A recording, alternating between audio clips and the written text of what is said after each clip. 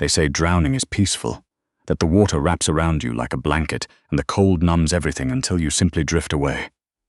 They're lying. Drowning is violence. It's your lungs screaming for air that won't come, your muscles seizing against water that doesn't care how hard you fight.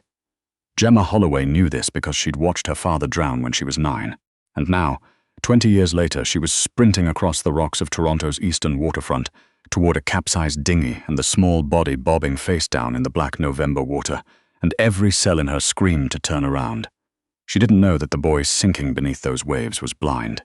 She didn't know his name was Matteo Ferrante. She didn't know his father controlled every port, every warehouse, and every shadow that moved between Montreal and Windsor. She just knew the water was taking a child, and nobody on that dock was doing a damn thing about it. The lake hit her like a fist of ice. November in Lake Ontario wasn't water anymore. It was liquid metal, so cold it burned, stealing her breath before she'd taken her first stroke. Gemma's winter coat dragged at her shoulders and she shrugged it off, letting it sink, kicking toward the shape that was already slipping below the surface. 20 meters. 15.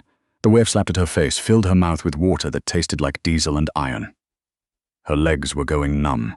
Her father's face flashed behind her eyes, mouth open, hand reaching up from green water that had swallowed him whole. Not today. Not this kid. Her fingers found fabric, a jacket collar. She hauled upward with everything she had, and a small head broke the surface, followed by gasp that was the most beautiful sound Gemma had ever heard. The boy couldn't have been older than 7. Dark curly hair plastered to a pale face, eyes open but unfocused, staring past her at nothing. He was coughing, choking, his small hands gripping her shirt with a strength that came from somewhere beyond muscle. "I've got you," Gemma said, or tried to say, because the cold was turning her jaw to concrete. "I've got you, you're okay." She kicked toward shore. The boy weighed nothing and everything at the same time. By the time her feet scraped bottom and she stumbled onto the rocks, 2 paramedics were running toward her with a thermal blanket, and someone was shouting into a radio, and the world had narrowed to the feeling of a child's heartbeat against her chest. They separated them at the hospital. Gemma fought it, but a nurse with kind eyes and firm hands guided her into a curtained bay on the 3rd floor, while the boy disappeared behind swinging doors. She sat there shivering under heated blankets, her lips still blue, watching the IV drip warm saline into her veins, and she thought about the boy's eyes, how they'd been open but empty, how he hadn't looked at her even once, not when she pulled him from the water, not when she'd carried him up the rocks. He'd held on tight, but he'd never looked. Tell me in the comments before we begin where you are listening from. I'm responding to everyone. The curtain ripped open 3 hours later. A woman in a detective's blazer and sensible shoes pulled a plastic chair to Gemma's bedside and introduced herself as Constable Park. "Mrs. Holloway, we need to talk about what happened at the waterfront. Is the boy okay?" "We'll get to that. Can you walk me through exactly what you saw?" Gemma told her. The capsized dinghy, the body in the water, the cold. Constable Park wrote nothing down. She just watched Gemma with an expression that sat somewhere between curiosity and suspicion. "You jumped into Lake Ontario in November," Park said. "Water temperature was about 4 degrees. You're lucky you didn't go into cardiac arrest. Is the boy okay?" Park closed her notebook.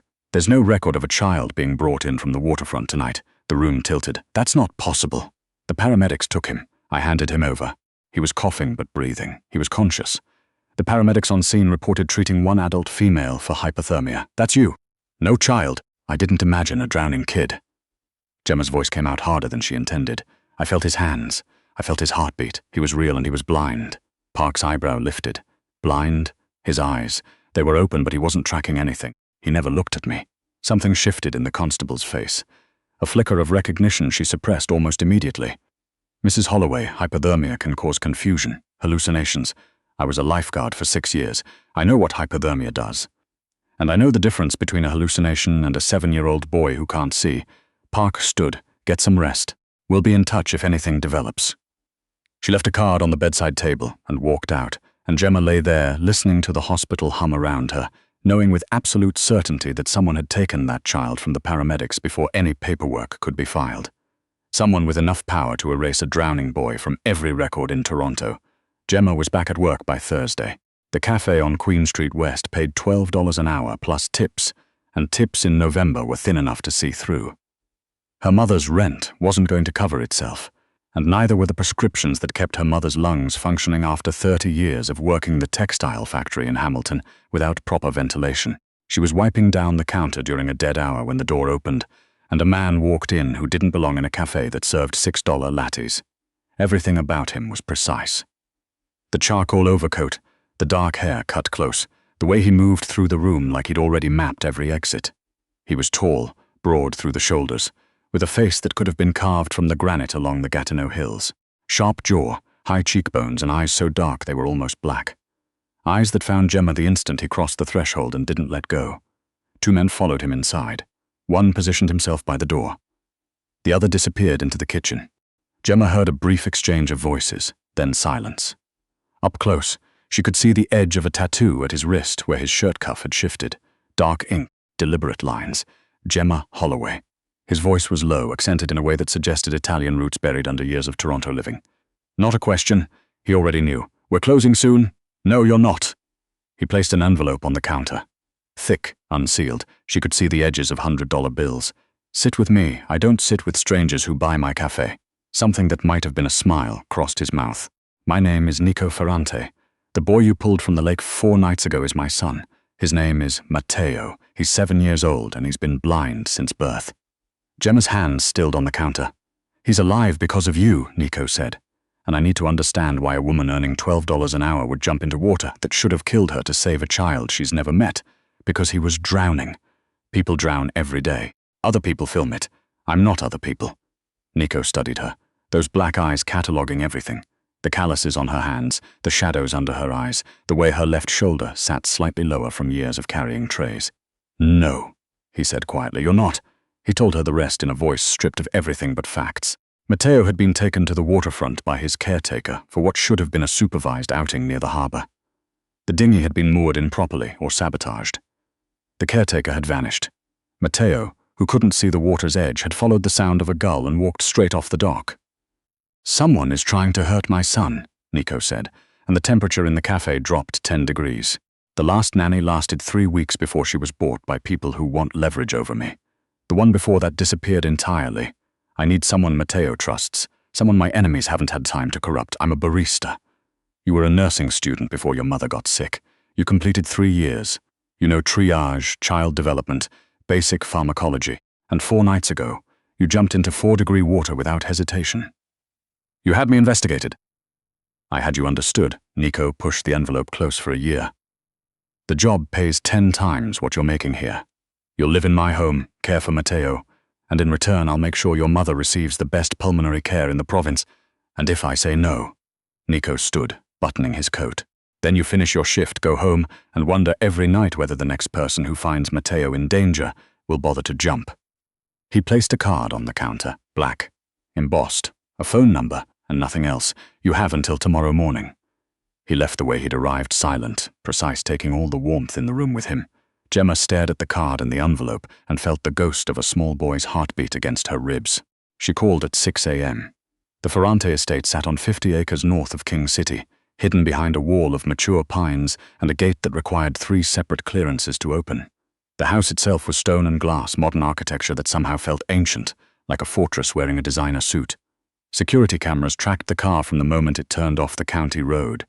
Guards walked the perimeter in pairs. The message was unmistakable. This place existed to keep the world out. Mrs. Harlow, the housekeeper, met her at the door.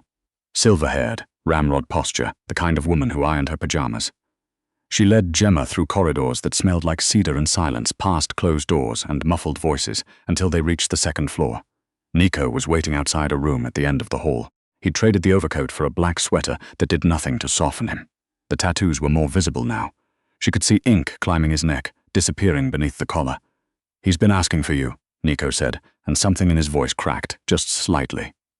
He calls you the warm lady, because of your body heat in the water. He remembers your warmth. The door opened into controlled chaos. The room was an explosion of texture, every surface designed for touch instead of sight. Velvet curtains, corduroy cushions, a wall covered in braille books with spines worn soft from use. Wind chimes hung from the ceiling, filling the space with gentle sound. A tactile map of Canada covered one wall, provinces raised in different materials, sandpaper for Alberta, silk for Quebec, something bumpy and wonderful for British Columbia's mountains. And in the middle of it all, cross-legged on a thick rug, sat Matteo, small for 7, dark curls like his far pa, eyes that saw nothing and a face that felt everything. His head tilted the moment the door opened, and his expression transformed. "You smell like cinnamon," he said. "Like the warm lady." Gemma knelt beside him. "That's my hand lotion. I've been wearing it since I was 16. I remember your hands." Matteo reached out and his fingers found her wrist with startling accuracy. They shook in the water. But they didn't let go. They won't let go now either. Behind them, Nico made a sound. Not quite a word, not quite a breath. When Gemma glanced back, she saw him gripping the doorframe, knuckles white. A man who controlled half the province, undone by his blind son, reaching for a stranger's hand. The first 2 weeks passed in a rhythm Gemma hadn't expected to love. Mornings were breakfast together. Matteo insisted on cracking the eggs himself, and the kitchen floor wore the evidence. They'd walk the grounds after, Matteo's small hand in hers, while she described everything she saw and he told her what he heard. He could identify 11 species of bird by call. He knew when rain was coming by the way the wind changed. He mapped the world through senses Gemma had never thought to use, and he was teaching her to listen. If you are still listening now, I need you to subscribe to my channel if you haven't. Your subscription means a lot to me, more than you know. Thank you, stranger. His speech therapist came Tuesdays and Thursdays. Matteo cooperated, mostly, though he went rigid and silent whenever the sessions pushed into territory that frightened him. The bombing. That was what Nico had called it, his jaw tight. A car bomb 2 years earlier, meant for Nico, that had instead caught the vehicle carrying Matteo and his mother. His mother hadn't survived. Matteo's eyes had been damaged beyond repair. He'd stopped speaking for a year after that, and even now, words sometimes abandoned him when the memories pressed too close. Gemma introduced music. Not as therapy, but as breathing room. She played old Leonard Cohen on her phone while they worked on tactile art projects, gluing dried pasta and fabric scraps onto canvas in patterns only Matteo's fingers could read. He hummed along to Hallelujah one afternoon, and Gemma sat very still, afraid that moving would break the spell. It was during the 3rd week that Gemma found the phone. She'd been tidying the mudroom after the security team's shift change, hanging coats that had been slung over chairs instead of hooks.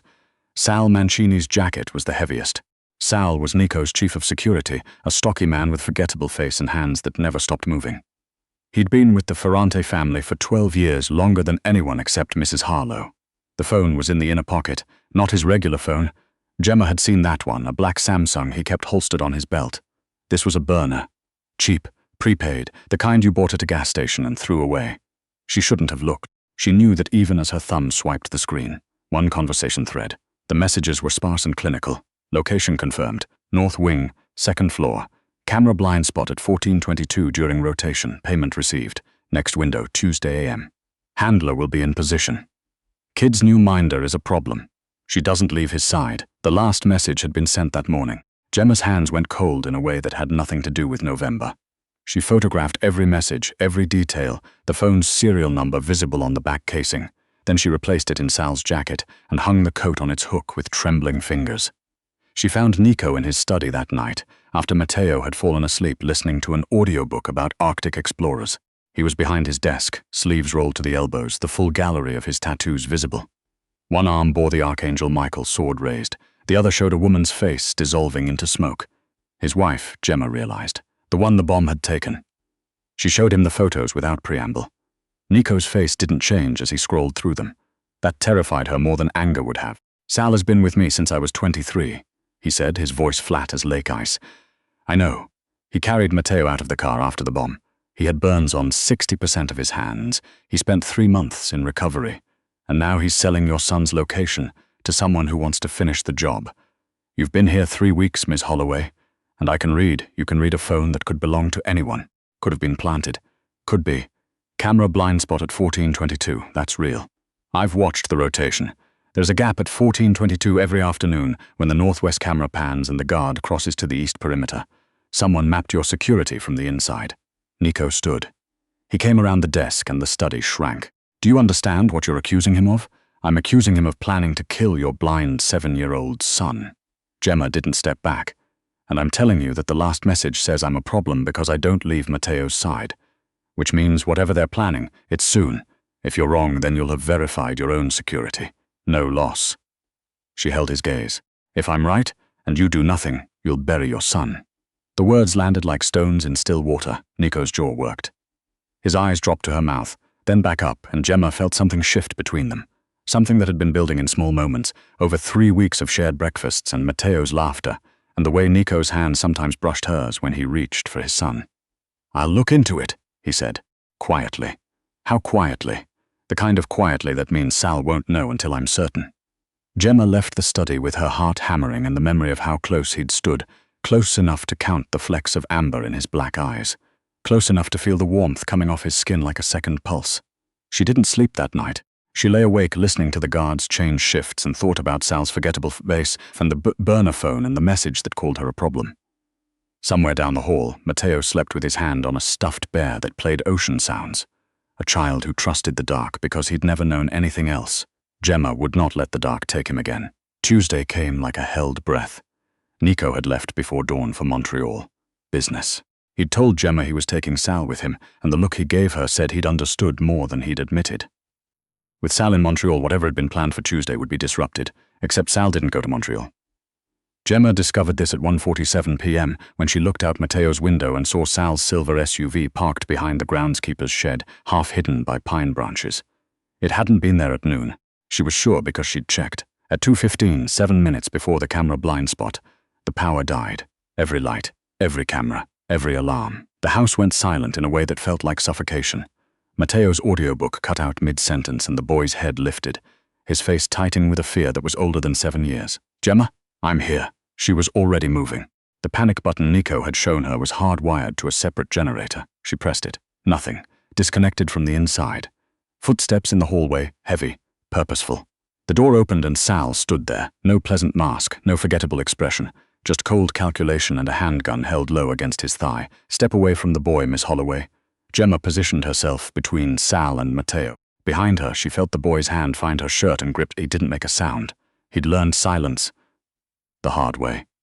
You don't have to do this. You have no idea what I have to do. Sal stepped into the room. He was $3 million. That's what the Sacco family is paying. $3 million to make sure the Ferrante line ends with a blind kid who can't even run. He's 7 years old. He's leverage. He's always been leverage. And people like Mr. Ferrante, they don't get the price of the crown. Gemma. Matteo's whisper was barely a breath. I can hear 2 more. Downstairs. Sal's eyes narrowed. Smart kid, won't save him. Gemma's mind raced. The room was designed for a blind child, every sharp edge padded, every surface soft, no weapons. But the wind chimes, heavy brass tubes on steel wire. And the window, behind them, overlooking the garden. 2nd floor. Maybe 4 meters to the ground, with boxwood hedges below. She moved before the thought fully formed. Her hand closed around the largest wind chime and she ripped it from the ceiling, swinging it at Sal's gun hand. Brass connected with his wrist. He cursed, the gun clattering sideways. Gemma kicked it under the bed and grabbed Matteo, lifting him in one motion. The window. She'd opened it that morning because Matteo liked hearing the blue jays. Hold your breath, sweetheart. They went through. The boxwood broke their fall and broke Gemma's collarbone in the process. White pain detonated through her shoulder, but Matteo was under her, protected, and she rolled off him and hauled them both upright. The trees, Matteo gasped. Go left. 30 steps. There's a maintenance shed. I can hear the generator. She ran. Matteo's arms locked around her neck, his face buried against her shoulder, navigating by sound in a way she could never have managed by sight. He called out corrections. Left, duck, there's a branch. His blindness had made him a cartographer of the invisible, and right now that map was saving their lives. The shed. Gemma kicked the door open, found the emergency generator and threw the switch. The estate roared back to life. Cameras, alarms, floodlights turning the November afternoon bright as noon. She heard Sal shouting, heard the other men scrambling. Then heard something else, the guttural roar of vehicles coming up the drive. 3 black SUVs moving fast enough to throw gravel. Nico hadn't gone to Montreal. He'd gone as far as the gate, turned around, and waited. Because he'd believed, maybe not completely, maybe not enough to confront Sal directly, but enough to stay close, enough to be ready. The next 90 seconds were noise and chaos. Nico's men swarmed the property. Sal made it as far as the east fence before a rifle shot dropped him in the dead leaves. The 2 men from downstairs surrendered immediately. Then Nico was there, running across the lawn toward them, his overcoat gone, his face stripped of every mask he'd ever worn. He dropped to his knees in front of the maintenance shed and his hands found Matteo first, running over the boy's face and arms and legs, checking for damage with a desperation that shattered him. Papa! Matteo's voice was steady, braver than any of them. Gemma caught me. She always catches me. Nico looked at Gemma, her broken collarbone, the scratches from the boxwood, the way she held his son like she'd never let go. You were right, he said, and his voice broke clean in half. About Sal, about everything. I should have. You came back. That's what matters. He pulled them both against him. The three of them kneeling on cold ground outside a maintenance shed while the floodlights turned everything white and the November wind carried the sound of sirens growing closer. Gemma felt him shaking, this man who'd built his world on control and violence, trembling because he'd almost lost the only things that made the world worth controlling. "I thought I'd lost you," he whispered into her hair. "Both of you." And Gemma understood, with the clarity that only comes after you've fallen from a window holding someone else's child, that she hadn't just saved Matteo. She'd walked into a fortress and found the cracks where light could get in, and now she was the light, whether she'd meant to be or not. 7 months later, the estate didn't feel like a fortress anymore. Gemma noticed it the way you notice spring in Ontario, not all at once, but in accumulations. Mrs. Harlow started baking on Saturdays, filling the halls with the smell of butter tarts. The guards learned Matteo's name instead of calling him the boy. Someone planted a garden along the south wall, and Matteo spent hours there with his hands in the dirt, identifying plants by the texture of their leaves. Matteo was the brightest change. He spoke freely now, in full sentences that tumbled over each other in their eagerness to exist. He'd started learning piano, his fingers finding keys with an intuition that startled his instructor. He told elaborate stories about sea monsters and astronauts, and a girl who could swim through ice, and Gemma recognized herself in those stories and loved him so fiercely it frightened her. Nico was quieter about his transformation, but it ran deeper. He'd divested from everything that couldn't survive sunlight. The import business went legitimate. The warehouses became actual warehouses, storing actual goods with actual paperwork. His lawyer stopped looking terrified and started looking bored, which Nico said was the surest sign of legal health. He found her one Sunday afternoon in the garden, kneeling beside the raised bed where Matteo had planted sunflowers by feel, spacing them with his outstretched hands as a ruler. "He measured them in Matteo lengths," Gemma said, not looking up. "Every sunflower is exactly 1 Matteo arm apart." Nico knelt beside her. He was in a Henley and jeans, dirt already under his nails, the archangel on his forearm catching autumn light. "My accountant thinks I've lost my mind. I spent $40,000 on an accessible greenhouse because my son wants to grow tomatoes in February. Your accountant should try a tomato grown by a 7-year-old, life-changing." Nico's hand found hers in the dirt. His fingers were rough, scarred, warm. "You changed everything," he said. "You walked into our lives smelling like cinnamon and carrying my son like he weighed nothing, and you changed everything. He weighs 52 pounds. I counted, Gemma." She looked at him. The masks were gone. The calculation, the control, the careful blankness he wore like armor. What remained was a man who'd learned to grow things instead of burn them, and it was the most beautiful thing she'd ever seen. He pulled a small box from his jacket pocket. Inside, a ring. Not a diamond. An opal, blue-green and shifting, like Lake Ontario on a day when the water couldn't decide between storm and calm. Like the water that had brought them together. "I'm not asking you to marry someone dangerous," Nico said. "I'm asking you to marry someone trying. Someone whose son measured a garden in arm lengths because you taught him the world could be touched, not just survived. Marry me, Gemma. Stay. I jumped into a frozen lake for your kid. You think I'm going anywhere?" The kiss was slow, unhurried, the kind of kiss that people share when they've already survived the hard part and have nothing left to prove. His hand cupped her face, thumb tracing her cheekbone, and Gemma felt the calluses and the scars and the years of violence that these hands were learning to leave behind. Matteo found them 12 minutes later, navigating by the sound of their laughter, his shoes muddy, his grin wide and knowing.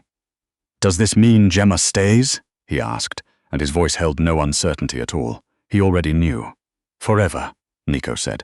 Matteo crossed the garden with the confidence of a boy who'd memorized every stone, every root, every centimeter of the ground beneath his feet.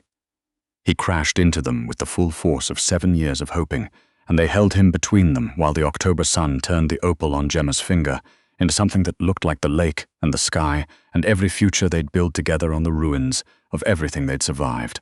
Because courage isn't the absence of fear. It's a woman jumping into freezing water because a child needs her. It's a man unlearning violence because his son deserves softness. It's a blind boy trusting the dark because someone taught him it was full of music and sunflowers and the smell of cinnamon.